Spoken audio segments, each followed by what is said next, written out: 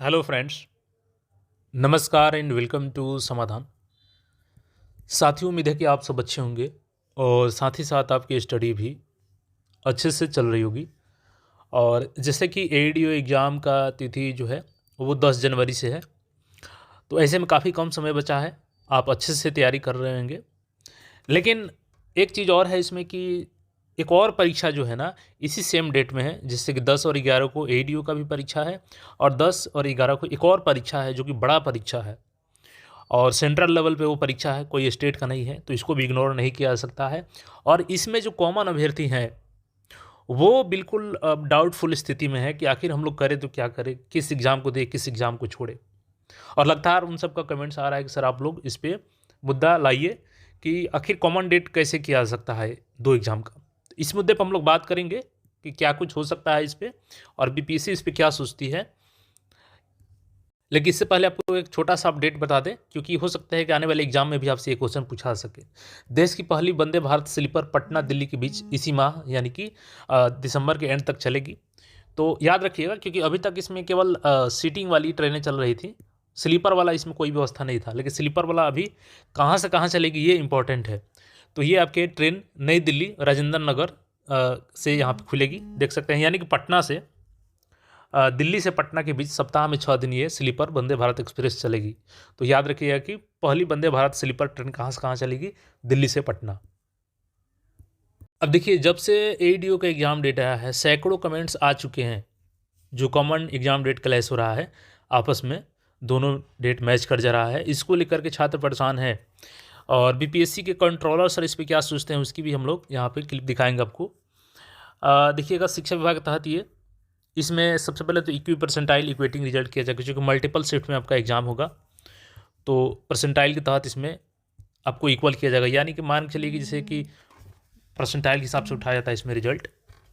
अब देखिए यहाँ पे जो आपका डेट है, पहले तो 5 तारीख से इसका रीओपन किया गया है कि 12 तक जो भी आवेदन नहीं किए हैं वो कर लें। और इस पर भी बहुत बड़ा डाउट है अभ्यर्थियों को, क्योंकि 17वीं में इतना हो हल्ला हुआ, उसके बाद भी ओपन नहीं किया गया। तो छात्र के मन में एक डाउट है कि आखिर इस बार अपने से बीपीएससी कैसे ने पोर्टल ओपन कर दिया। और वैसे भी इस बार तो मैक्सिमम कैंडिडेट्स आवेदन किए हैं, रिकॉर्ड तोड़ आवेदन आया है। चलिए, वो तो अलग बात हो गई।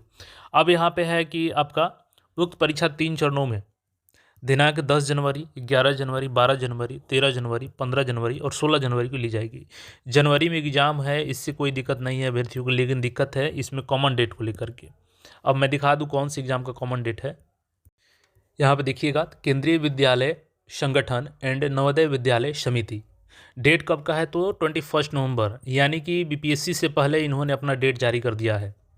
अब यहाँ पे देखिएगा, recruitment of various teaching and non teaching post in Kendriya Vidyalaya Sangathan and Navodaya Vidyalaya समिति। अब बहुत सारे छात्र इसमें कॉमन होंगे, जो कि टीचिंग वाले भी पोस्ट पे होंगे और नॉन टीचिंग वाले पोस्ट पे भी होंगे। और एडीओ में भी ये सारे छात्र कॉमन होंगे, क्योंकि वहाँ भी टीचिंग वाले भी छात्र शामिल होंगे और नॉन टीचिंग वाले भी शामिल होंगे, क्योंकि जो बीएड किए हैं वो भी शामिल होंगे, जो नहीं किए हैं वो तो शामिल हुए ही हैं।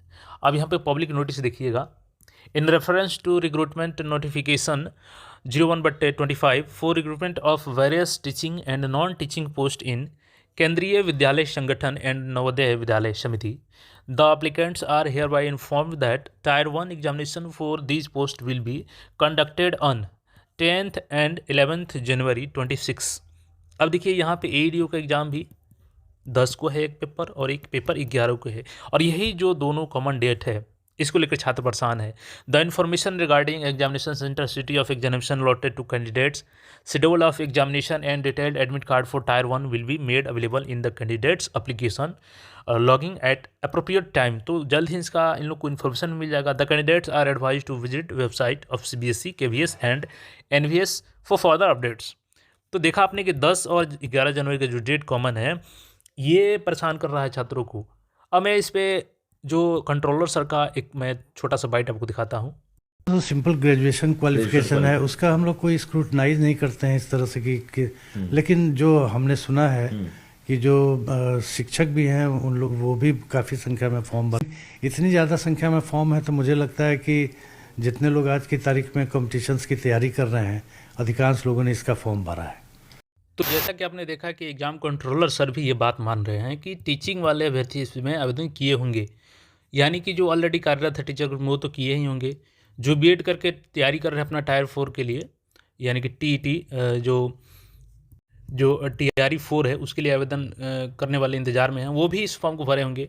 साथ ही साथ सर ने ये भी कहा कि चूँकि ये वन टाइम एग्ज़ाम है, इसमें कोई ना मेंस है ना इंटरव्यू है, एक ही बार एग्ज़ाम दीजिए और उसी के आधार पर सिलेक्शन, तो मैक्सिमम जो कंपटीशन की तैयारी करने वाले हैं वो आवेदन किए होंगे, यानी कि केवीएस के teaching plus non teaching post वाले भी बहुत सारे कॉमन छात्र इसमें होंगे।